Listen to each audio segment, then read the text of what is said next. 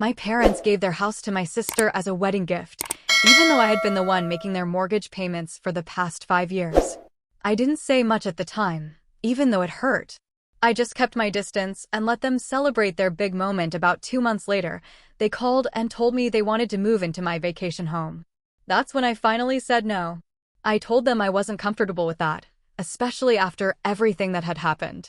Then, out of nowhere, I got a call from the police, and that's when things really took a turn. I stared at the gold-embossed invitation for weeks, tracing the elegant script of my sister's name, unaware that the paper in my hand was the first draft of my own betrayal. The $10,000 check tucked into my husband's suit pocket felt like a heavy stone of devotion, a final payment for a love I was still desperately trying to buy. Looking back, I realized that the most expensive weddings aren't paid for with cash, but with the slow, quiet bankruptcy of a daughter's heart. The air at the venue was thick with the scent of expensive lilies and the kind of high society expectation that usually made my skin itch. As Mark and I pulled up to the curb, the valet whisking our car away, I felt a familiar tightness in my chest. Beside me, Mark adjusted his cufflinks, his presence a grounded anchor in the swirling sea of my family's chaos. He knew. He knew about the extra shifts I took to cover the gaps in my parents' finances, and he knew about the late-night spreadsheets where I balanced my marketing career with the silent role of being my parents' unofficial benefactor. "You look beautiful, Tessa," Mark whispered, sensing my hesitation. "Just remember, we're here for Lily. Then we go home." I nodded, clutching my clutch bag tighter. We walked toward the entrance, the grand stone pillars of the estate looming over us like silent judges. And then I saw them. My parents. My mother was standing near the grand staircase, her hands fluttering like nervous birds as she adjusted my father's silk tie. He was grumbling, that classic grumpy dad act he put on, but his eyes were bright, brighter than I had seen them in years. There was a radiance to them that stopped me mid-stride. They looked healthy. They looked vibrant. They looked proud. A sharp, jagged memory sliced through my mind, unbidden and unwelcome. 5 years ago, at my own wedding, I remembered my mother checking her watch during our first dance. I remembered my father's toast being a polite, 3-sentence formality that felt more like a business memo than a blessing. They had been pleasant. That was the word I had used for years to shield myself from the truth. They were pleasant at my wedding. They were ecstatic at Lily's. "Something's different," I murmured, more to myself than to Mark. "What do you mean?" he asked, following my gaze. "They look like they've won the lottery," I said, the words tasting like copper in my mouth. I don't remember them looking at me like that when I was the one in the white dress. Mark squeezed my hand, his thumb rubbing soothing circles into my palm. "Don't do that to yourself, Tess. It's a big day for Lily. Let's just get through the ceremony." I forced a smile, pushing the bitterness back down into the dark cellar of my subconscious where it lived. I was the eldest. I was the stable one. I was the marketing director with the investment banker husband. I didn't need the glowing looks. I had the success. Or so I told myself as we took our seats. The ceremony was a blur of white lace and hushed eidos. Lily was, predictably, a vision. She had always been the delicate one, the one who needed protection, while I was the one who provided it. Jake, her new husband, looked at her as if she were made of spun glass. I sat between my parents and Mark, the proximity making my skin prickle. Every time Lily took a step, my mother gasped in delight. Every time Jake spoke, my father nodded with a solemn, deep respect I had never managed to earn. The reception hall was a masterclass in opulence. Crystal chandeliers dripped from the ceiling, casting fractured light over the hundreds of guests. We ate, we drank, and the tension in my gut began to loosen slightly under the influence of expensive champagne. Maybe I was being sensitive. Maybe the years of being the backup parent had just made me cynical. Then, the speeches began. The best man told some raunchy jokes that made the bridesmaids giggle. The maid of honor gave a tearful tribute to Lily's kindness. And then, my parents stood up. They walked to the center of the dance floor together, the microphone humming as my mother tapped it gently. "We want to thank you all for being here," Mom began, her voice projecting with a newfound confidence. "To celebrate our beloved daughter's wedding." She said the word beloved with a weight that made the room feel smaller. Beside me, Mark went still. He felt it too, that subtle, linguistic exclusion. Watching Lily grow into the woman she is today, my father continued, his voice thick with emotion, has been the greatest joy of our lives. She has always been the light in our home, the one who kept us going when things were hard. I stared at the bubbles in my glass. The light? I was the one who paid the property taxes when the hard times hit. I was the one who sent the grocery delivery orders when Dad's hours were cut. I was the silent engine keeping the home they loved so much from being foreclosed upon. Then, my mother reached into her silk clutch and pulled out a small stack of legal-sized papers. Her face was split by a grin so wide it looked painful. "Jake, Lily," she called out, beckoning them forward. "Your father and I wanted to give you something to truly start your lives together. Something that represents the foundation of our family." She held the papers high, like a trophy. "We are giving you the family home. It's yours. Free and clear. A wedding present from us to you." The room exploded. A roar of applause and gasps swept through the hall like a tidal wave. People stood up, cheering at the sheer generosity of the gesture. Lily burst into beautiful, cinematic tears, throwing her arms around our mother. Jake stood there, stunned, shaking my father's hand vigorously. I didn't move. I couldn't. It felt like the oxygen had been sucked out of the room. My heart hammered against my ribs, a frantic, trapped bird. Beside me, I felt Mark go rigid. I could actually hear the sound of his teeth grinding. He knew the truth. He knew the numbers. For 5 years, 60 months of my life, I had been the one paying that mortgage. When Dad's firm restructured and Mom's health began to fail, I stepped in. I didn't just help, I took over. I was the one who sat on the phone with the bank. I was the one whose bank account saw the thousands of dollars disappear every month to ensure my parents stayed in that house. And they had just given it away. They had given my investment, my sacrifice, to my sister as if it were a trinket they'd found in a drawer. "Tessa," Mark whispered, his voice low and dangerous. "Did you know about this?" "No," I breathed, my voice sounding like it belonged to someone else. They didn't say a word. I looked at Lily. She wasn't surprised. Amidst the tears and the hugs, there was a look of smug, quiet satisfaction in her eyes. She knew. This hadn't been a surprise for her. It was a coronation. "I need to go," I said, the words tumbling out. "Mark, I can't stay here. I'm going to scream. I'm going to stand up and scream." "Okay," Mark said, standing up immediately and pulling my chair back. "We're leaving." We made the rounds with the practiced grace of people who spend their lives in corporate PR. A quick lie about a morning meeting, a stiff hug for the bride, a hollow congratulations to my parents who barely looked at me, their eyes fixed on their beloved Lily. The moment the car door slammed shut, the silence of the parking lot was shattered by my first sob. It wasn't a dainty, wedding guest cry. It was a jagged, visceral sound that came from my toes. "I've been paying for that house for 5 years, Mark." I wailed, the tears blurring the dashboard lights into long streaks of neon. 5 years. And they didn't even ask. They didn't even mention it. "It's theft," Mark said, his knuckles white on the steering wheel as he pulled out of the venue. "Pure and simple. They used your money to build a pedestal for Lily." And she knew, I spat, wiping my eyes with the back of my hand. "Did you see her?" She wasn't shocked. She was waiting for it. They probably discussed it over dinner while I was at the office. The drive home was a dark inventory of a lifetime of second-place finishes. The memories came back in a flood, each one a fresh bruise. I remembered my college graduation, a $50 check and a "we're so proud" card. Then I remembered Lily's graduation 2 years later, a brand new SUV waiting in the driveway with a giant red bow. I thought if I took care of them, they'd finally see me, I whispered, leaning my forehead against the cold window. I thought if I was the one who saved the family, I'd finally be the special one. But I'm just the bank. I'm just the line of credit they used to fund her life. Where are they even going to live? Mark asked, his voice analytical, trying to find the logic in the madness. If they gave the house to Jake and Lily, where do they go? I shook my head, exhausted. I don't know. And right now, Mark, I don't care. Let them live in the SUV they bought her. For the next 3 weeks, I existed in a state of icy numbness. I went to work, I led meetings, I drafted marketing strategies, and I ignored every text that came from my family. I was waiting for the apology. I was waiting for the phone call where they said, "Tessa, we know how this looks, let's talk." It never came. Instead, what came was an invitation to dinner. Tessa, honey, my mother's voice sounded chirpy and light when I finally made the mistake of answering.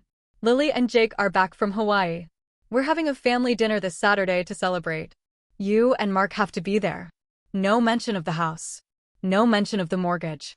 Just the same old expectation that I would show up and play my part in the Lily show. We'll be there, I said, my voice flat. I didn't go because I wanted to see them. I went because I needed to see the look in their eyes. I needed to know if they truly believed they had done nothing wrong. When we pulled into the driveway of the family home that Saturday, it felt different. The for sale sign that I had mentally feared for years was gone, replaced by the reality of Lily's car parked in the prime spot. We walked up to the door, and for the first time in my life, I hesitated. I had a key in my purse, but it felt like a heavy, useless piece of metal. This wasn't my parents' house anymore. My mother opened the door, wearing a silk apron and a smile that didn't reach her eyes. Tessa. Mark. Come in, come in. She hugged me, and I felt like a mannequin, stiff and unresponsive. In the living room, my father was sitting with Jake, the two of them bonding over a football game. The air smelled of pot roast, a scent that usually meant comfort, but now felt like a trap. Where's Lily? I asked, looking around the room I had worked so hard to keep for them. Oh, she's in the dining room, Mom said, waving a hand casually. She's been redecorating all week. She has such a vision for this place. I walked into the dining room and stopped. The blue curtains, the ones I had bought Mom for her birthday 3 years ago because the old ones were tattered, were gone. In their place were heavy, cream-colored drapes that looked like they belonged in a hotel. Lily was standing on a stepladder, adjusting the hem, looking every bit the queen of the castle. Hey, Tess, she chirped, not even looking down. Do you like the cream? The blue was just so dated, you know. Dated, I repeated. My voice was a low simmer. Right. Dinner was a performance of The Perfect Family. Lily and Jake talked about Maui, the luau's, the private beaches, the $500 dinners. My parents hung on every word, laughing at their stories as if they were the first people to ever discover the Pacific Ocean. I sat there, picking at my roast beef, waiting for the other shoe to drop. Finally, as the plates were being cleared, my mother leaned forward, her expression shifting into something more serious, more maternal. So, Tessa, she began, we wanted to talk to you about the next phase of things. I set my fork down. The metal clattered against the china, a sharp sound in the quiet room. The next phase. Well, Dad said, clearing his throat, as you know, we've given this house to Lily and Jake. They're a young couple, they're starting a life together. They need their own space. Their privacy. Naturally, I said, my voice dripping with an irony they seemed to miss. And Mom continued, we've been thinking. We can't really stay here with them. It wouldn't be fair to their new marriage. So, we've decided we're going to move into your vacation home. The silence that followed was absolute. I felt Mark's hand tighten on my leg under the table. My vacation home. The 2-bedroom cottage 3 hours away that I had bought with my first major bonus. The place I went to breathe when the world felt too loud. My sanctuary. I'm sorry, I said, leaning back, a cold, hard calm settling over me. You've decided what? The cottage, Lily chimed in, finally looking at me. It's the perfect size for them, Tess. And it's not like you use it every weekend. It's just sitting there. You gave away the house I've been paying for, I said, my voice rising with every syllable. You gave it to Lily without a word to me. And now, you're telling me, not asking, but telling me, that you're moving into my property. Tessa, don't be dramatic, Mom said, her face flushing. We're your parents. Where else are we supposed to go? You had a house. I shouted, the dam finally breaking. You had a house that I bought for you. You gave it away. That's not my problem. That is a Lily and Jake problem. How can you be so selfish? Lily snapped, slamming her hand on the table. You have so much, Tessa. You have the big job, the big husband, the apartment, the cottage. Mom and Dad have nothing. They have nothing because they gave it to you. I screamed back. With my money. The table erupted. My parents were calling me ungrateful. Lily was calling me jealous. Jake was looking at his shoes, clearly wishing he were back in Maui. I am done, I said, standing up so fast my chair toppled backward. Mark, we're leaving. And Mom? Dad? Don't even think about driving toward that cottage. I'm changing the locks tomorrow. You wouldn't. Mom wailed, the tears starting. You wouldn't leave your own parents homeless. I looked at her, really looked at her, and saw the manipulation for what it was. It wasn't love. It was a leash. You aren't homeless, I said, my voice ice cold. You have a 4-bedroom house right here. If Lily loves you as much as you love her, I'm sure she'll find room for you. I walked out of that house, and for the first time in 30 years, I didn't look back to see if they were following. I was done being the silent partner in my own erasure. But as I'd soon find out, my parents weren't the type to take no for an answer, and the war for my sanctuary was only just beginning. The drive home from that disastrous dinner was a suffocating tunnel of silence, broken only by the rhythmic clicking of the turn signal and the jagged sound of my own breathing. Mark didn't say a word, and for that, I was eternally grateful. He knew that if he so much as poked the bruise on my ego, I would shatter into a million pieces. My parents, the people I had bankrolled, protected, and prioritized for half a decade, had just looked me in the eye and demanded my sanctuary as a consolation prize for giving away the house I had bought them. It wasn't just audacity, it was a complete erasure of my existence as anything other than a safety net. I spent that night staring at the ceiling of our bedroom, the shadows of the city dancing across the white plaster. Every time I closed my eyes, I saw the look on Lily's face, that mask of rehearsed innocence. She knew. She had sat in that 4-bedroom house, the one I had saved from the brink of foreclosure, and she had plotted with them to take the only thing I had left that was truly mine. The cottage wasn't just real estate to me. It was the physical manifestation of my independence. I had bought it before I met Mark, back when I was working 60-hour weeks and eating ramen just to see that down payment grow. It was my just-in-case place. And they wanted to turn it into their retirement home. The next morning, the onslaught began. I woke up to 42 missed calls and a string of text messages that read like a psychological warfare manual. Tessa, please call your father. He's had a heart palpitation from the stress, my mother wrote at 6 a.m. 2 hours later, I can't believe you'd let us sleep on the street. We've already packed the first few boxes. We're coming up Tuesday to drop things off. I didn't reply. Instead, I called a locksmith in the small town near the cottage. I need the locks changed today, I told him, my voice steady despite the trembling in my hands. Electronic keypads. I want the codes changed, and I want a camera system installed on the front and back porches. Today, I'll pay the rush fee. For 2 weeks, I lived in a state of self-imposed exile. I blocked their numbers. I blocked Lily.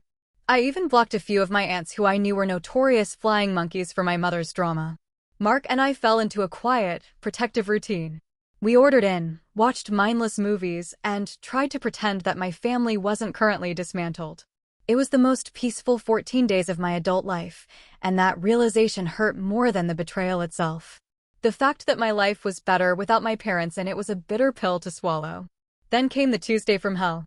I was in the middle of a high-stakes strategy meeting at the office, the kind where I had to be Director Tessa, sharp, immovable, and professional. My phone, which was sitting face down on the mahogany conference table, began to vibrate. I ignored it. Then it vibrated again. And again. A persistent, aggressive hum that started to draw looks from my colleagues. I excused myself, stepping into the hallway. It was a notification from the security app I'd installed at the cottage. Motion detected, front porch. My heart did a slow, sickening roll in my chest. I opened the live feed.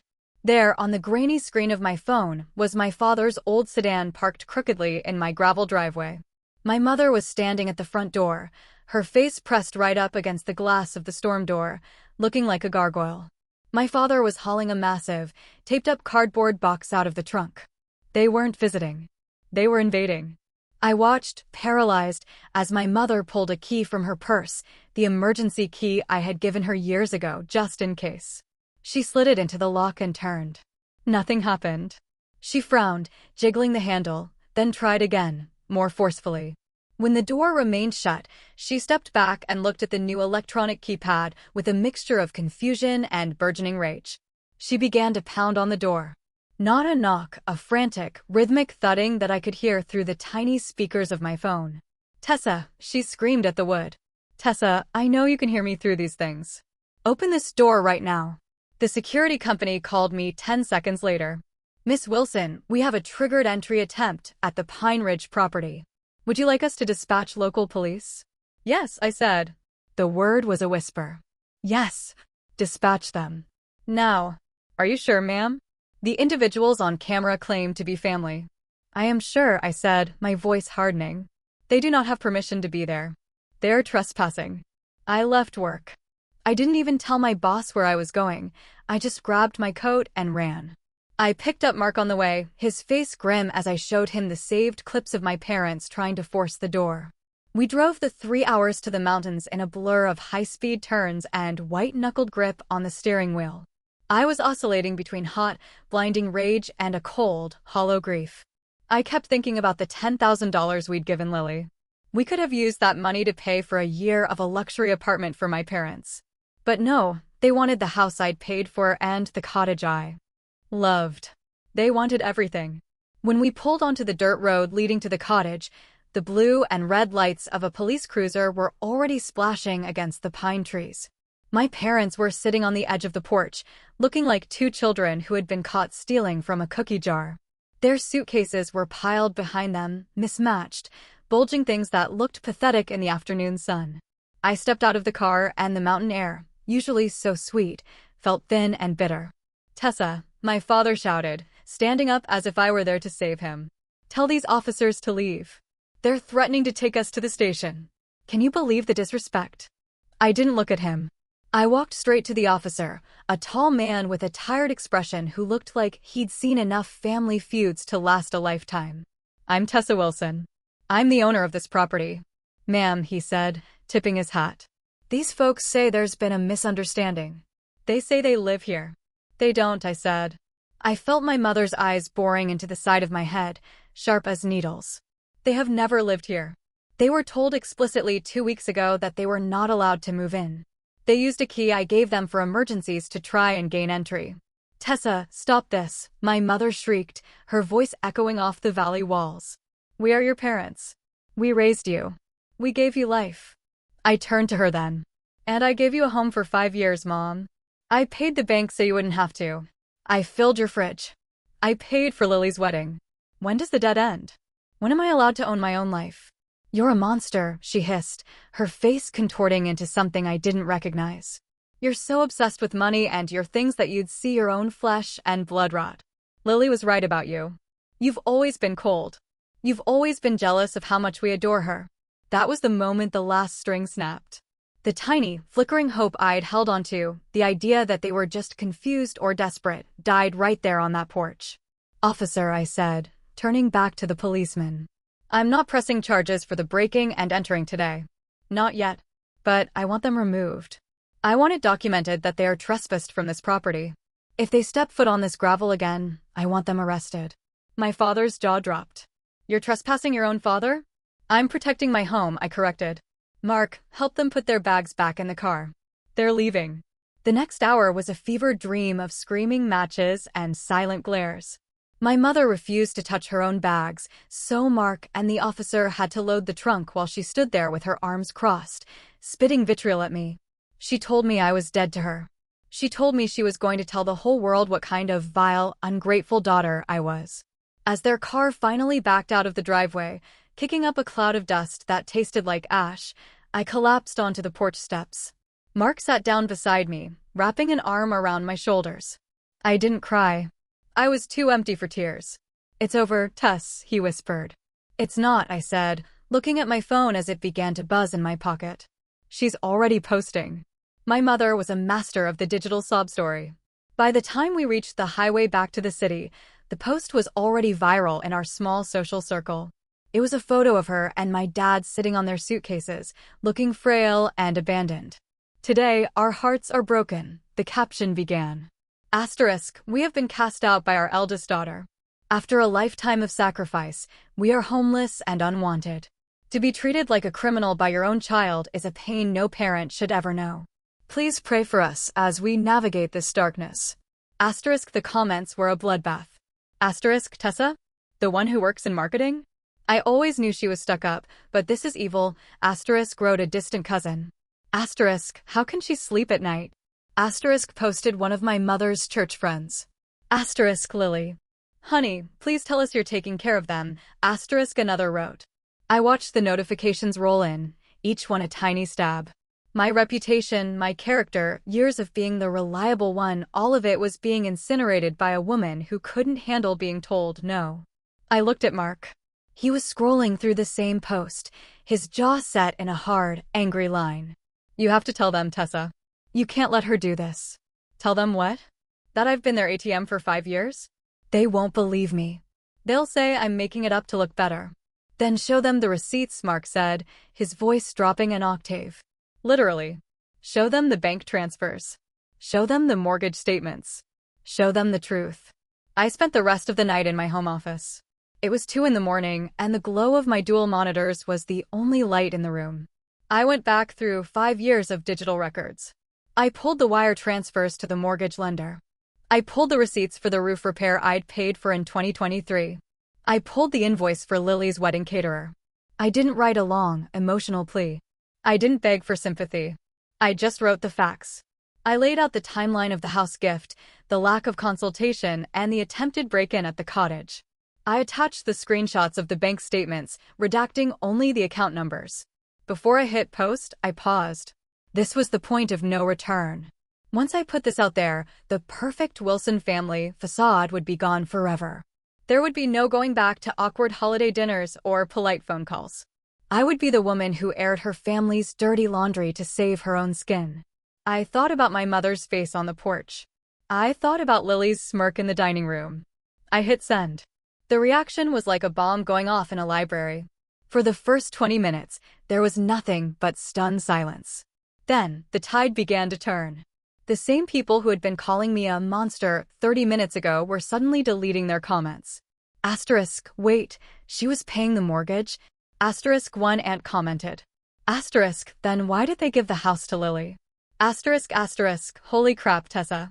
You paid for the whole wedding too. Asterisk, a high school friend wrote. Asterisk, and they tried to take your vacation home? That's not a family, that's a cartel. Asterisk, but the most telling response came from Lily. She didn't comment on my post. She didn't call me. Instead, she sent a single, private message that made my blood run cold. Asterisk, you think you've won? Asterisk, she wrote. Asterisk, you just made mom and dad's lives impossible. Everyone is asking them questions now. They're staying in my guest room, and they won't stop crying. You're so selfish, Tessa. You ruined everything just because you couldn't share. Don't ever talk to me again. Asterisk, I stared at the screen, a hollow laugh escaping my throat. They're staying in her guest room, Mark. I yelled, running into the living room. Lily took them in. She actually let them stay in the house. For how long? Mark asked skeptically. I don't know, but she's furious about it. I felt a strange, twisted sense of justice. Lily had wanted the big house. She had wanted the beloved status. Now, she got the baggage that came with it. She got the aging parents, the financial burden, and the 2 people who had proven they would take an inch and demand a mile. But as the days turned into weeks, the silence from my parents became deafening. No apology for the break-in. No, thank you for the years of support. Just a cold, hard wall of resentment. I began to realize that the mistake my mother mentioned in her eventual voicemail wasn't that she had hurt me, it was that she had been caught. And then, a month later, I got a call from an unknown number. I almost didn't answer, but something told me to pick up. Tessa. It was Jake. Lily's husband. He sounded exhausted, his voice thin and strained. Jake? Why are you calling me? I didn't know who else to call, he stammered. Tessa, things are bad here. Lily and your mom, they're screaming at each other every day. Your dad is refusing to look for work, and your mom keeps saying they shouldn't have to pay for anything because they gave us the house. But the taxes are due, and we can't afford the mortgage and the utilities and them. I leaned back in my chair, the irony of the situation washing over me like a cold wave. The mortgage, Jake? You mean the one I paid for 5 years? I didn't know, Tessa. I swear I thought they had it handled. I thought you were just helping out a bit. I didn't know it was everything. He paused, and I could hear him choking back a sob. They're destroying my marriage. Lily is taking her mom's side, saying we owe them everything, but we're going broke. Please, you have to talk to them. You have to take them back. I looked out the window of my office at the city's skyline where I had built a life on my own terms. I thought about the cottage, sitting quiet and secure behind its new locks. No, Jake, I said, my voice as firm as granite. I don't have to do anything. You wanted the house. Now you have to live in it. I hung up the phone, but my heart was racing. I had one, hadn't I? I had my property, my truth, and my peace. But as I sat in the silence of my home, I realized that the hardest part of the story wasn't the betrayal. It was the realization that even when you win, you still lose the people you thought would love you forever. And as it turned out, the drama wasn't over. Because 2 days later, my mother showed up at my office building, and she wasn't there to apologize. The glass doors of my office building reflected a woman I barely recognized, haggard, sharp-edged, and weary. When my assistant buzzed to say my mother was in the lobby, my heart didn't flutter with hope. It sank like a stone. I found her sitting on a designer sofa, looking diminutive and out of place. She didn't stand when I approached. "Lily is kicking us out," she said, her voice devoid of its usual theatrical flair. "She says the stress is ruining her marriage. She says Jake is talking about divorce because of the money." I sat across from her, the polished marble floor between us feeling like a vast, uncrossable canyon. "And what did you expect, Mom? You gave them a house they couldn't afford to maintain, then moved in as a burden they didn't want. You traded my stability for her fantasy, and now the fantasy is collapsing. We just wanted to be a family again," she whispered, finally looking up. Her eyes were red-rimmed. "In the cottage. Like the old summers." "No," I said firmly. "You wanted a kingdom without a king. You wanted the rewards of my hard work without the inconvenience of my boundaries. You can't live at the cottage, Mom. Not after the police. Not after the locks. Not after the Facebook post." "Then where do we go?" "There's a small apartment near the city center," I said, sliding a printed listing across the table. "The rent is modest. If Dad takes that consulting job he was offered last month, and if you work part-time, you can afford it. I've already paid the security deposit and the first 2 months. That is the last cent of mine you will ever see." She stared at the paper as if it were a death warrant. "An apartment? After we had a 4-bedroom home." "You had a home," I reminded her. "You gave it away. This is the reality of that choice." She left without a thank you, clutching the paper like a leaden weight. I watched her walk out into the city heat, feeling a strange mix of grief and absolute clarity. I had spent 30 years trying to be the good daughter, the one who earned the love that Lily received for free. I realized then that love shouldn't have a price tag, and if it does, it's not love, it's a transaction. 6 months later, the dust has finally settled, though the landscape of my life looks entirely different. Lily and Jake ended up selling the family home. The gift became a curse when they realized the property taxes and upkeep were more than their combined salaries could handle. They moved into a townhouse, and the resentment between Lily and my parents is now a permanent fixture of their relationship. They barely speak, the beloved bond shattered by the cold reality of financial strain. Mark and I went up to the cottage last weekend. The mountain air was crisp, and the silence was no longer heavy with the threat of invasion. We sat on the porch, the same spot where my parents had sat with their suitcases, and watched the sunset paint the sky in bruised purples and golds. "Do you regret the post?" Mark asked, handing me a glass of wine. "No," I said, leaning my head on his shoulder. "I regret that it was necessary. I regret that the only way to be heard was to scream. But I don't regret the truth." My phone buzzed on the side table. It was a text from Lily, the first in months. It wasn't an apology. It was a photo of a positive pregnancy test with the caption, asterisk, "I guess some people get to be happy while others stay bitter." Asterisk, I didn't feel the familiar sting of jealousy. I didn't feel the need to call and congratulate her or offer my support. I simply deleted the thread and blocked the number. The cycle of manipulation ended with me. I wasn't the bitter one. I was the one who had finally stopped playing a game I was never meant to win. I looked out at the trees, my sanctuary secure, my bank account my own, and my heart finally quiet. I had lost a family, but I had found myself.